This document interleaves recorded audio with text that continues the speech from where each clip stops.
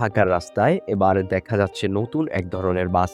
নারীদের নিরাপদ যাতায়াত নিশ্চিত করার লক্ষ্যে চালু হয়েছে এই বিশেষ পিঙ্ক বাস বা মহিলা বাস সার্ভিস। বাংলাদেশ সড়ক পরিবহন কর্পোরেশন বিআরটিসি এই বাসটি চালু করেছে।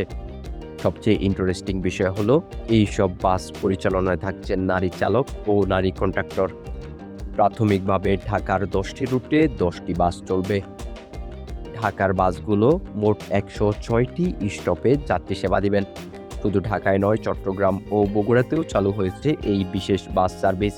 সব মিলিয়ে 13টি রুটে 14টি বাস দিয়ে শুরু হয়েছে পিঙ্ক বাসের যাত্রা। নিরাপত্তার জন্য বাসগুলোতে রাখা হয়েছে ভেহিকল ট্র্যাকিং সিস্টেম, আর পর্যায়ক্রমে সিসি ক্যামেরার সুবিধাও বাড়ানো হবে। পাশাপাশি থাকছে টিকিটিং ব্যবস্থা। তবে প্রশ্ন হলো, ঢাকার কোন কোন রুটে চলবে এই পিঙ্ক বাস?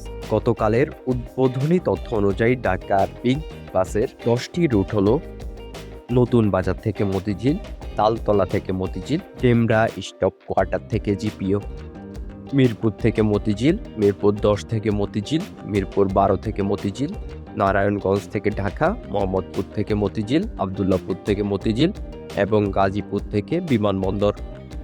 বগুড়ার 2টি রুট হলো শেরপুর থেকে মাটিঢালি ও বনানী থেকে মোকামতলা স্ট্যান্ড, আর চট্টগ্রামের একটি রুট হলো কালুঘাট থেকে পতেঙ্গা। এর মাঝে যতগুলো স্টপ থাকবে সবগুলোতেই যাত্রী উঠানামা করতে পারবেন। Magical news, Parvez Mosharraf.